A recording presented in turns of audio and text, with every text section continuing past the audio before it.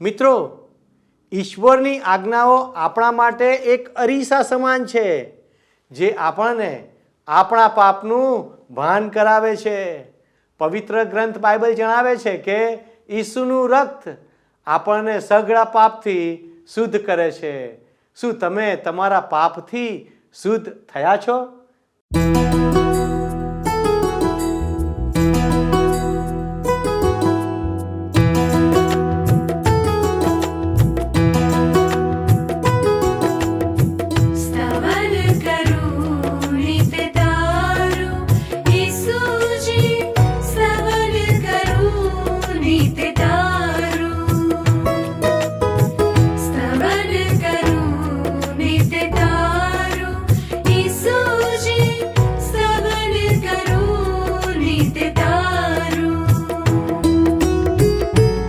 आज सवारे साद सुनी तो आज सवारे साद सुनी तो महिमा करूं प्रभु तारो,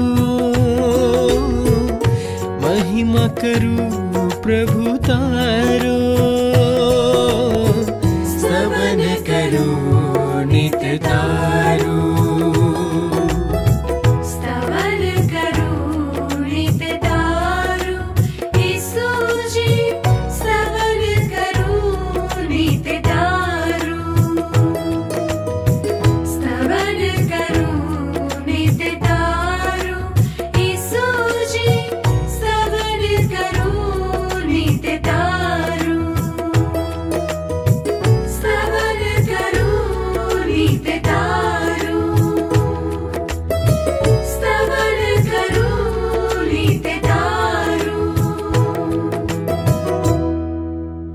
વહાલા મિત્રો, કેમ છો?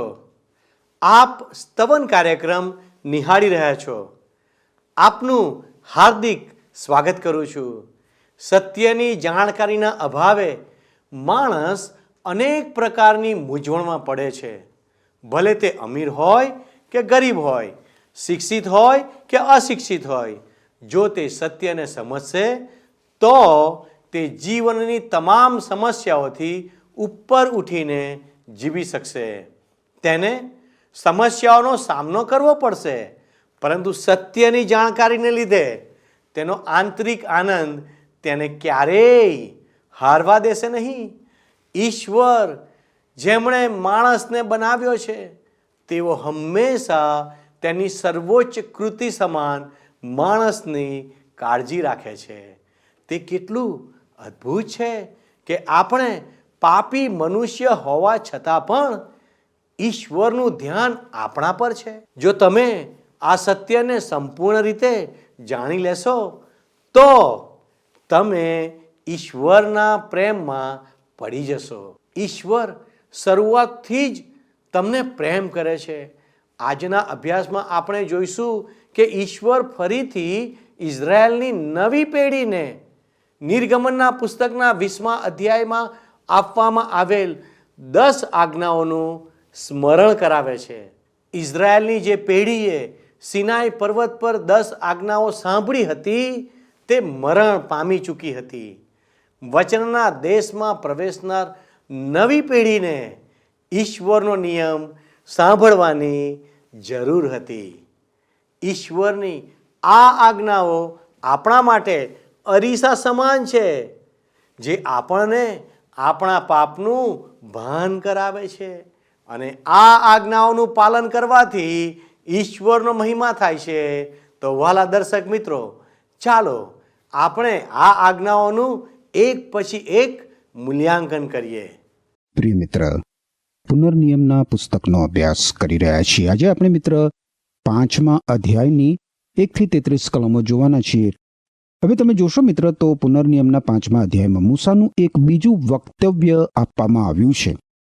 એમાં ઈશ્વરનો નિયમ ફરીથી રજૂ કરવામાં આવે છે, એટલે કે ઈશ્વરે આપેલી 10 આજ્ઞાઓ સાથેનું નિયમશાસ્ત્ર. અને યાદ રાખો, ભાર હજી પણ પ્રેમ અને આધીનતા ઉપર છે.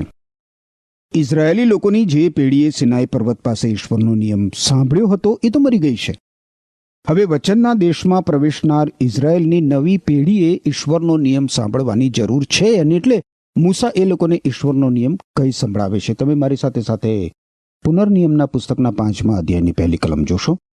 અહીં લખવામાં આવ્યું છે, અને મૂસાએ સર્વ ઇસ્રાયેલને બોલાવીને તેઓને કહ્યું કે હે ઇઝરાયેલ, જે વિધિઓ તથા કાનૂનો હું આજે તમારા સાંભળતા કહી સંભળાવું છું તે સાંભળો, કે તમે તે શીખો તથા તે પાળીને તેમનો અમલ કરો. હવે મિત્ર, બાઇબલમાંના ઈશ્વરના પવિત્ર વચનો માટે આપણે 4 પગલાં ભરવાની જરૂર હોય છે. 4 પગલાં. એમાં પ્રથમ પગલું છે ઈશ્વરના વચનો સાંભળવા. બીજું પગલું છે ઈશ્વરના વચનો શીખવા, જેથી ઈશ્વર શું કહેવા માંગે છે એ જાણી શકાય. ત્રીજું પગલું, ઈશ્વરના વચનોનું પાલન કરવું. આનો અર્થ એ થાય કે ઈશ્વરના વચનો આપણા હૃદયોમાં ઠસાવી લેવા. ગીતશાસ્ત્રના 119મા અધ્યાયની 11મી કલમ તમે જુઓ તો ત્યાં અદ્ભુત બાબત કહેવામાં આવી છે. કહેશે કે હે ઈશ્વર, હું તારી વિરુદ્ધ પાપ ના કરું એ માટે મેં તારું વચન મારા હૃદયમાં રાખી મૂક્યું છે. કેટલી અદ્ભુત વાત. અને ચોથું પગલું, ઈશ્વરના વચનો પ્રમાણે કરવું. ઈશ્વરના વચનો મિત્ર આપણા મગજમાં અને હૃદયમાં હોવા જોઈએ. એ ઉપરાંત એ આપણા હાથ અને પગોને પણ દોરે એવું થવા દેવું જોઈએ. ઈશ્વરનો નિયમ એ તો ઓળંબા સમાન છે, જે નક્કી કરે છે કે દિવાલ સીધી ઊભેલી છે કે વાંકી વળેલી છે. ઓળંબો તો જોયો છે ને તમે? એ ઓળંબાનો ઉપયોગ એવો છે. એટલે ઈશ્વરનો નિયમ અરીસા સમાન પણ છે, જે મનુષ્યના હૃદય સામે ધરવામાં આવે છે. ઈશ્વરનો નિયમ આપણા વાહનની હેડલાઇટ સમાન છે, જે આપણને આગળનો માર્ગ બતાવે છે અને માર્ગમાં આવતા વળાંકો પણ બતાવે છે. હવે તમે જુઓ, ઈશ્વર અહીંયા કેટલું બધું સ્પષ્ટ કરે છે કે એ માનવીને એના દુષ્કર્મોના બંધનોમાંથી, એના પાપોની શિક્ષામાંથી માનવી નૈતિક નિયમોનું પાલન કરે એ કારણે નથી ઉગારતા. નૈતિક નિયમમાં, ઈશ્વરની આજ્ઞાઓમાં કશું જ ખોટું નથી, પણ જે ખોટું છે એ તો માનવીમાં છે મિત્ર. હવે કોઈને એ પ્રશ્ન થાય કે તો પછી આ નિયમનો અર્થ શું? એના ઉત્તરમાં ગલાતી લોકોને લખેલા પત્રના 3 અધ્યાયની 24 અને 25મી કલમોમાં કહેવામાં આવ્યું છે કે ઈસુ ખ્રિસ્ત આવ્યા ત્યાં સુધી નિયમશાસ્ત્રએ આપણને અંકુશમાં રાખ્યા, જેથી વિશ્વાસને આધારે આપણે ઈશ્વરની સાથે સીધા સંબંધમાં આવીએ. પણ હવે વિશ્વાસનો સમય આવ્યો છે, તેથી નિયમશાસ્ત્ર આપણા પર અંકુશ ધરાવતું નથી. તમે જુઓ મિત્ર, ઈશ્વરનો નિયમ એક શિક્ષકની ગરજ સારે છે, અને તે આપણને હાથ પકડીને ઈસુ ખ્રિસ્તના ક્રૂસ પાસે દોરી લાવે છે. એટલે નિયમનો હેતુ આપણને ઉદ્ધારકની જરૂર છે એ બતાવવાનો છે. ઈશ્વરનો નિયમ ઈશ્વરનું મન પ્રદર્શિત કરે છે. ઈશ્વરનો નિયમ બતાવે છે મિત્ર કે તમે અને હું ઈશ્વરના ગૌરવથી કેટલા બધા ઊણા ઉતરીએ છીએ. હવે તમે બીજી અને ત્રીજી કલમ જોશો મારી સાથે. પુનર્નિયમનું પુસ્તક 5મો અધ્યાય. યહોવા આપણા દેવે હોરેબમાં આપણી સાથે કરાર કર્યો. યહોવાએ એ કરાર આપણા પિતૃઓની સાથે તો નહીં, પણ આપણી સાથે, હા, આપણા સર્વે જેઓ આજે અહીં જીવતા છીએ તેઓની સાથે કર્યો. ઈશ્વરે ઇઝરાયેલી પ્રજાને મિસર દેશમાં નિયમ આપ્યો નહોતો મિત્ર. મિસર દેશમાં નિયમ નહોતો આપ્યો. તેઓ અરણ્યમાં હોરેબ પાસે સિનાઈ પર્વત સુધી પહોંચ્યા નહીં, ત્યાં સુધી એ લોકોને ઈશ્વરે નિયમ આપ્યો નહોતો. નિયમ તમે જુઓ ઇઝરાયેલી પ્રજાને આપવામાં આવ્યો હતો. હવે 4 થી 6 કલમો જુઓ આગળ. યહોવાએ પર્વત પર અગ્નિ જ્વાળા મધ્યથી તમારી સાથે મોઢામોઢ વાત કરી. તે સમયે યહોવાની વાણી તમને કહી સંભળાવવાને હું યહોવાની તથા તમારી વચમાં ઊભો રહ્યો હતો, કેમ કે તમે અગ્નિથી બી જઈને પર્વત ઉપર ચડ્યા નહીં. તે એમ બોલ્યો કે મિસર દેશમાંથી, એટલે ગુલામીના ઘરમાંથી તને કાઢી લાવનાર હું યહોવા તારો દેવ છું. તમે જુઓ મિત્ર, ઇઝરાયેલી લોકો મિસર દેશમાં મૂર્તિ પૂજામાં જીવતા હતા. 7મી કલમ. મારી સન્મુખ તારે કોઈ અન્ય દેવો ન હોય. મનુષ્યનું મિત્ર પ્રથમ પાપ નિરેશ્વરવાદનું નથી. એનું પ્રથમ પાપ તો અનેક દેવદેવીઓની ભક્તિ પૂજા કરવાનું હતું. માનવી અનેક દેવદેવીઓની પૂજા ભક્તિ કરતો હતો. ઉદાહરણ તરીકે તમે જુઓ તો બાબેલનો બુરજ. એ બુરજની ટોચ ઉપર એ લોકો સૂર્યને બલિદાનો અર્પતા હતા. મનુષ્ય સત્ય સનાતન એકમાત્ર જીવંત અને સાચા ઈશ્વરથી દૂર ગયો ત્યારે સૌ પ્રથમ એણે સૂર્યની અને અન્ય ગ્રહોની પૂજા ભક્તિ કરી. જળ પ્રલય પછી એ લોકો ગર્જના અને વીજળીની પૂજા ભક્તિ કરતા નહોતા, કારણ કે એમની તો એમને ખબર પડી ગઈ હતી એ લોકો હવે સૂર્યની પૂજા ભક્તિ કરતા હતા. કેટલી ભયંકર વાત! સર્જનહારની ભક્તિ કરવાને બદલે સર્જનની ભક્તિ. એટલે જ મિત્ર, રોમન લોકોને લખેલો પત્ર છે બાઇબલમાં નવા કરારના વિભાગમાં, એના પહેલા અધ્યાયની 19મી કલમમાં લખવામાં આવ્યું છે કે ઈશ્વર વિશેનું જાણી શકાય તેવું બધું જ્ઞાન લોકોની આગળ ખુલ્લું જ છે. ઈશ્વરે જ તે પ્રગટ કરેલું છે. પછી શું કહે છે? ઈશ્વરના અદ્રશ્ય ગુણો એટલે કે તેમનું સનાતન સામર્થ્ય અને તેમનો દૈવી સ્વભાવ સૃષ્ટિના આરંભથી જ સર્જેલી વસ્તુઓના અવલોકનોથી સ્પષ્ટ રીતે જાણી શકાય છે. તેથી લોકો બહાનું કાઢી શકે એમ છે જ નહીં. ઈશ્વરનું જ્ઞાન ધરાવતા હોવા છતાં લોકો ઈશ્વરને ઈશ્વર તરીકે માન્ય રાખી તેમનું સન્માન કરતા નથી. એ લોકો નકામા વિચારોમાં ચડી જાય છે અને તેમના બુદ્ધિહીન મન કે છે અંધકાર રૂપ થયા છે. ડાહ્યા હોવાનો દાવો કરતા હોવા છતાં હકીકતમાં તો તેઓ મૂર્ખ જ છે, કારણ કે અવિનાશી ઈશ્વરના મહિમાના બદલામાં સર્વ સજીવ સૃષ્ટિની એટલે કે નાશવંત માનવી, પંખી, ચોપગા અને પેટે ચાલનારા પ્રાણીઓના જેવી મૂર્તિઓ બનાવીને તેઓ તેમની ભક્તિ કરે છે. માણસોની આવી મૂર્ખતાને કારણે ઈશ્વર તેમને તેમના અંતઃકરણની દુષ્ટ વાસનાઓને સુપ્રત કરે છે. ઈશ્વરે અનેક ઈશ્વરવાદીને કહ્યું છે કે મારી સન્મુખ તારે કોઈ અન્ય દેવો ન હોય. હવે 8 થી 10 કલમો આગળ જોઈશું. તું પોતાને સારું કોરેલી મૂર્તિ ન કર. ઉપર આકાશમાંની કે નીચે ભૂમિમાંની કે ભૂમિ તળેના પાણીમાંની કોઈ પણ ચીજની પ્રતિમા ન કર. તું તેઓની આગળ ન નમ ને તેઓની સેવા ન કર, કેમ કે હું યહોવા તારો દેવ આવેશી દેવ છું. જેઓ મારો દ્વેષ કરે છે તેઓની 3જી 4થી પેઢી સુધી બાપોના અન્યાયની શિક્ષા છોકરા પર લાવનાર અને મારા પર જેઓ પ્રીતિ કરે છે અને મારી આજ્ઞાઓ પાળે છે તેઓની હજારો પેઢીઓ પર દયા દર્શાવનાર છું. દુનિયામાં મિત્ર તમે જુઓ તો માત્ર 2 જ પ્રકારના માણસો છે. એક તો ઈશ્વરને પ્રેમ કરનારા અને બીજા ઈશ્વરને ધિક્કારનારા. ઈશ્વર અહીં તમે જુઓ સ્પષ્ટ શબ્દોમાં મૂર્તિ પૂજાની મનાઈ ફરમાવે છે. હવે પાછળથી ઈશ્વર કહેશે કે તું તારા ઈશ્વરને તારા પૂરા હૃદયથી, તારા પૂરા મનથી અને તારી પૂરી તાકાતથી, તારા સંપૂર્ણ વ્યક્તિત્વથી પ્રેમ કર. પ્રભુ ઈસુ ખ્રિસ્ત કહે છે મિત્ર કે આ તો સૌથી શ્રેષ્ઠ અને મહાન આજ્ઞા છે. મૂર્તિ શું છે? લોભ એ પણ મૂર્તિ છે. એફએસી લોકોને લખેલા પત્રના 5મા અધ્યાયની 5મી કલમ પ્રમાણે તમે મિત્ર જે કોઈ બાબતમાં તમારું મન અને ચિત્ત ચોંટાડી દો, તમારી અને ઈશ્વરની વચમાં આડી આવનાર કોઈ પણ બાબત એ મૂર્તિ છે. એ તમારો દેવ છે. પૈસો એ જ પરમેશ્વર એવી કહેવત નથી પડી. આજે તો ટીવી ઘણા લોકો માટે દેવ બની ગયો છે. તમારા હૃદયમાં મિત્ર જે પ્રથમ સ્થાન લે છે એ તમારો દેવ બની જાય છે. હવે 11મી કલમ જુઓ. યહોવા તારા દેવનું નામ તું વૃથા ન લે, કેમ કે જે કોઈ યહોવાનું નામ વૃથા લે છે તેને તે નિર્દોષ ગણશે નહીં. વાત વાતમાં ઈશ્વરનું નામ લઈને, ઈશ્વરના સોગંદ ખાઈને, ઈશ્વરના નામને હલકું કરવું એનાથી ખરાબ બાબત બીજી કોઈ હોઈ શકે મિત્ર. હવે પ્રથમ 3 આજ્ઞાઓ આપણે જોયું એ પ્રમાણે નિષેધાત્મક છે, જ્યારે હવે પછીની જે આજ્ઞાઓ છે એ હકારાત્મક છે. 12 થી 15 કલમો જુઓ. યહોવા તારા દેવે તને આજ્ઞા આપી તે પ્રમાણે સાબ્બાત દિવસને પવિત્ર પાળવાને તું સંભાળ રાખ. 6 દિવસ તું ઉદ્યોગ કર ને તારું સગળું કામ કર, પણ 7મો દિવસ યહોવા તારા દેવનો સાબ્બાત છે, તેમાં તું કંઈ કામ ન કર. તું કે તારો દીકરો કે તારી દીકરી કે તારો દાસ કે તારી દાસી કે તારો બળદ કે તારું ગધેડું કે તારું કોઈ પણ ઢોર કે તારા દરવાજાની અંદર આવનાર પરદેશી એ સારું કે જેમ તને તેમજ તારા દાસને તથા તારી દાસીને વિશ્રામ મળે. અને તું યાદ રાખ કે તું મિસ્ર દેશમાં દાસ હતો ને તારો દેવ યહોવા તને ત્યાંથી પરાક્રમી હાથ વડે તથા લંબાવેલા ભુજ વડે કાઢી લાવ્યો. એ માટે યહોવા તારા દેવે તને સાબ્બાત દિવસ પાળવાની આજ્ઞા આપી. મિત્ર, અત્યંત રસિક બાબત એ છે કે બાઇબલમાંના નવા કરારમાં સાબ્બાત દિન વિશ્રામવારની આજ્ઞાઓ સિવાયની બીજી બધી આજ્ઞાઓ ફરીથી આપવામાં આવી છે. આવું શા માટે? એટલા માટે કે સાબ્બાત દિન વિશ્રામવાર પ્રભુ ઈસુ ખ્રિસ્તની મંડળીને વિશ્વાસીઓને આપવામાં નથી આવ્યો.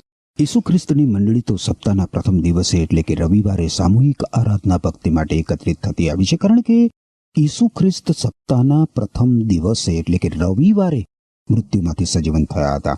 સાબ્બાત દિનને ઇઝરાયેલી પ્રજા સાથે વિશિષ્ટ સંબંધ છે. નિર્ગમનના પુસ્તકના 31મા અધ્યાયની 13મી કલમ પ્રમાણે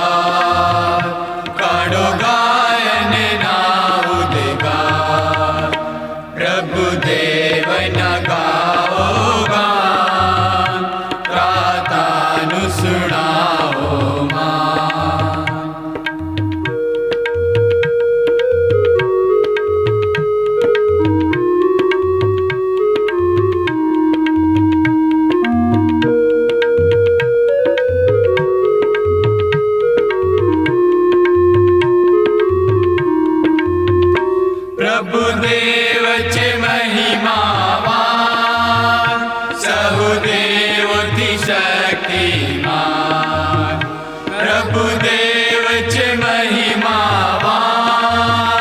સહુદેવોથી શક્તિમાન. તેના હાથમાં છે ઊંડાણ તથા પાડોના મંડાણ. સૌ માનો તેનો આભાર, કાઢો ગાયને ના ઉદ્ગાર. પ્રભુદેવના ગાઓ ગાન, ત્રાતાનું સુણાવો.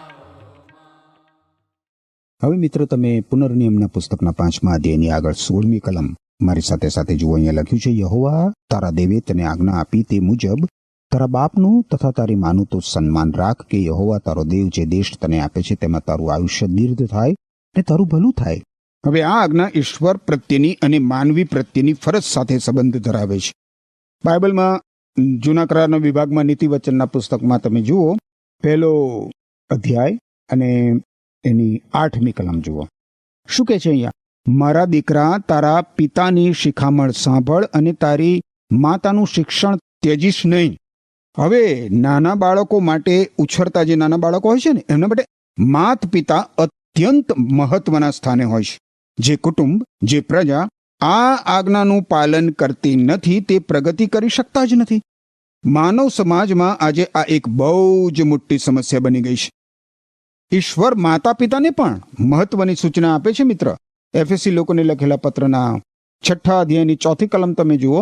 અહીં કહેવામાં આવ્યું છે કે પિતાઓ તમારા બાળકો ખીજવાઈ જાય એવી રીતે ન વર્તો, એના કરતાં ખ્રિસ્તી શિસ્ત અને શિક્ષણમાં તેમને ઉછેરો. એટલે બંને આજ્ઞા એકબીજા સાથે સંલગ્ન છે. અહીંયા જે આપવામાં આવી છે એ આજ્ઞા અને પુનર્નિયમના પુસ્તકના 5મા અધ્યાયની 16મી કલમમાં જે આજ્ઞા આપવામાં આવી છે એ આજ્ઞા બંને સંલગ્ન છે એકબીજા સાથે. હવે 17મી કલમ જુઓ. તું ખૂન ન કર.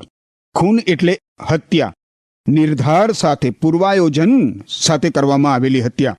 અંગત અદાવતથી કે ગુસ્સાથી કરવામાં આવેલું ખૂન.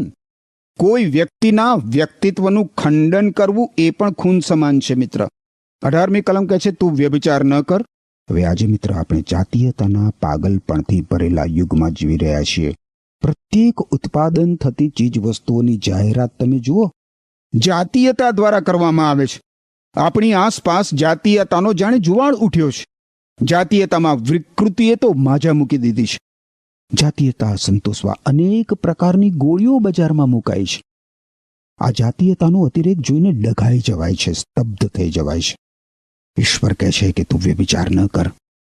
વ્યભિચાર વિશે પ્રભુ ઈસુ ખ્રિસ્તે માથ્થી અનુસાર શુભ સંદેશના 5મા અધ્યાયની 28મી કલમમાં કહ્યું છે મિત્ર કે જો કોઈ વ્યક્તિ કોઈ યુવતીની સામે જોઈને તેની સાથે શારીરિક સંબંધની ઈચ્છા સેવે તો તે યુવતીની વિરુદ્ધ પોતાના હૃદયમાં તે વ્યભિચાર કરે છે. હવે આપણે 19મી કલમ જોઈશું. ત્યાં કહ્યું છે તું ચોરી ન કર. પુનર્નિયમ 5 અને 19. હવે માણસ ઘરફોડ ચોરી કરતો ના હોય, પૈસાની ઉચાપત કરતો ના હોય, તો પણ લાંચ, રૂશ્વત, ભ્રષ્ટાચારની વૃત્તિ એ ખતરનાક ચોરી છે. નોકરીઓમાં આપણે જોઈએ તો સમયની ચોરીઓ કરવામાં આવે છે, એ પણ ચોરી છે. હૃદયમાં ગમે તે બાબતની ચોરી કરવાની ઈચ્છા એ ચોરી છે. હવે 20 અને 21 કલમો જુઓ.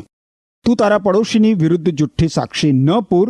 તું તારા પડોશીની વહુ ઉપર લોભ ન રાખ, અને તું તારા પડોશીનું ઘર, તેનું ખેતર કે તેનો દાસ કે તેની દાસી, તેનો બળદ કે તેનું ગધેડું કે તારા પડોશીનું જે કંઈ હોય તે પર તું લોભ ન રાખ.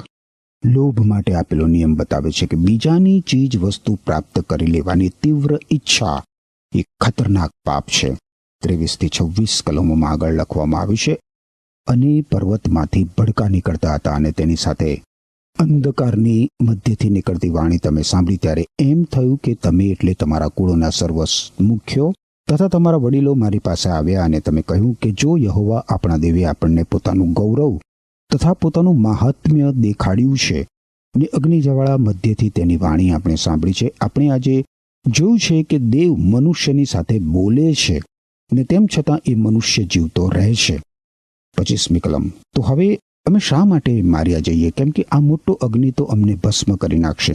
જો યહોવા અમારા દેવની વાણી હવે અમે જરા પણ વધારે વાર સાંભળીશું તો અમે માર્યા જઈશું. કેમ કે સર્વ દેહધારીઓમાં એવો કોણ છે કે જે જીવતા દેવની વાણી અમે સાંભળી છે તેમ અગ્નિજવાળા મધ્યથી બોલતી સાંભળીને જીવતો રહ્યો હોય, એ અનુભવ એટલો તો ભયાવહ હતો ઇઝરાયેલી લોકોનો કે ઇઝરાયેલી લોકોએ મૂસાને કહ્યું કે તું ઈશ્વર પાસેથી એમનો સંદેશ મેળવીને અમને કંઈ સંભળાવજે. 27મી કલમ જુઓ.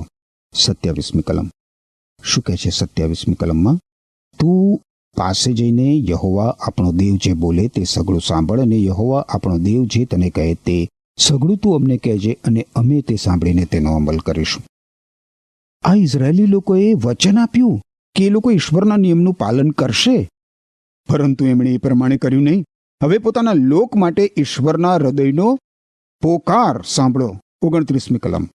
અરે, જો આ લોકોનું હૃદય એવું હોય કે તેઓ મારો ડર રાખે ને મારા સર્વ હુકમ સદા પાડે તો કેવું સારું, કેમ કે ત્યારે તો તેમનું તથા તેમના વંશજોનું સદા ભલું થાય.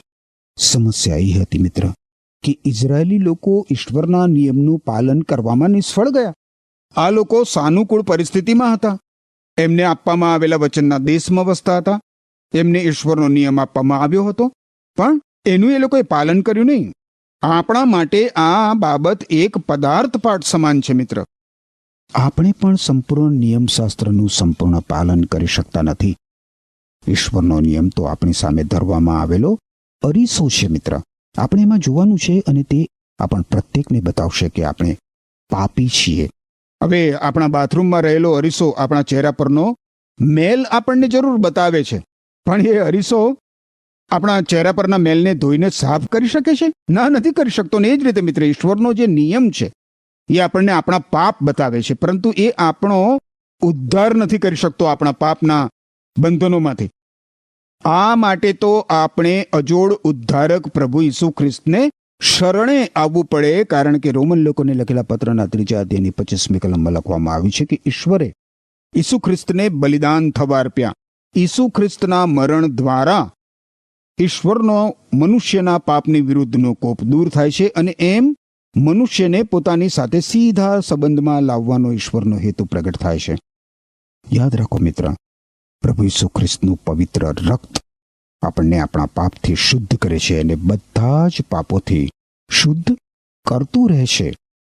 યોહાને લખેલો પહેલો પત્ર છે બાઇબલમાં નવા કરારના વિભાગમાં, એના પહેલા અધ્યાયની 7મી કલમના ઉત્તરાર્ધથી 10મી કલમમાં તમે જુઓ તો લખવામાં આવ્યું છે કે ઈશ્વરના પુત્ર ઈસુ ખ્રિસ્તનું પવિત્ર લોહી આપણને સર્વ પાપથી શુદ્ધ કરે છે.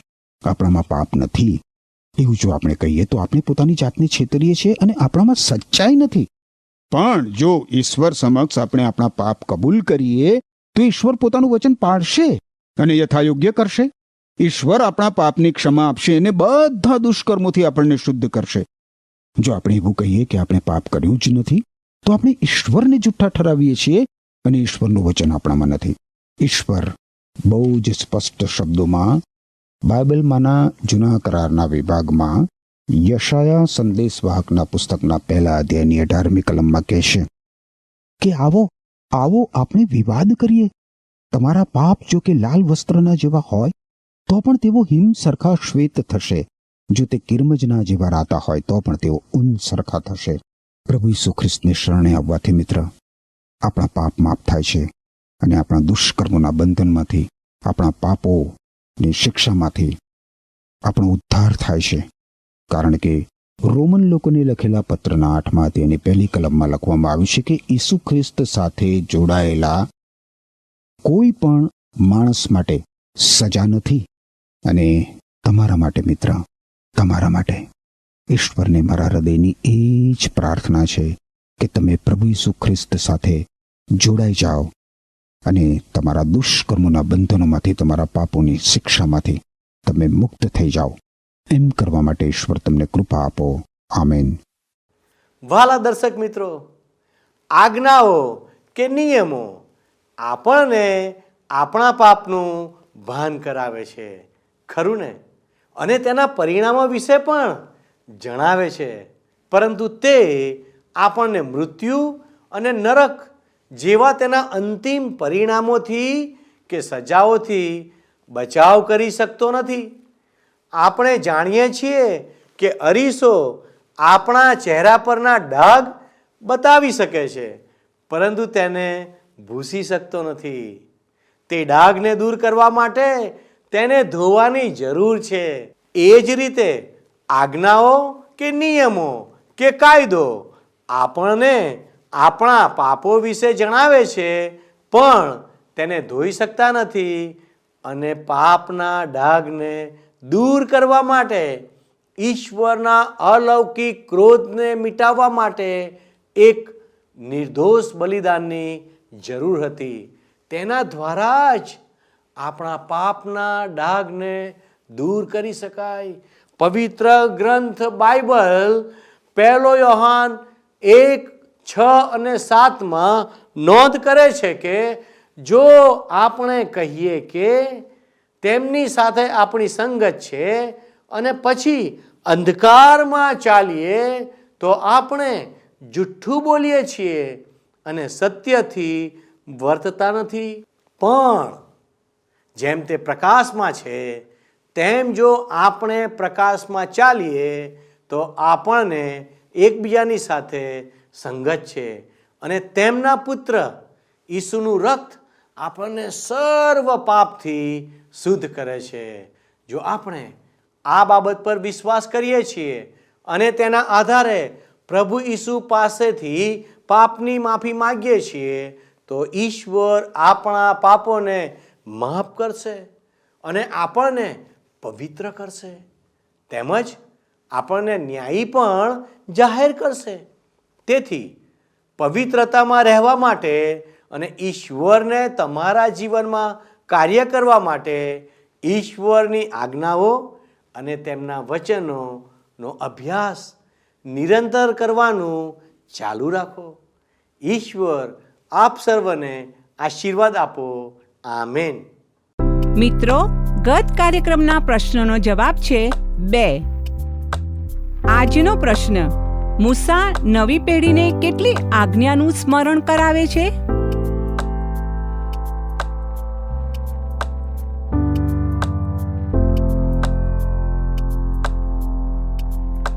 જવાબ આપે સ્ક્રીન પર દર્શાવેલ વોટ્સએપ નંબર પર આપવાનો રહેશે. કાર્યક્રમ દરમિયાન પૂછેલા પ્રશ્નનો સાચો જવાબ આપનાર વિજેતાઓના નામ દર મહિનાના પ્રથમ સોમવારે જાહેર કરવામાં આવશે.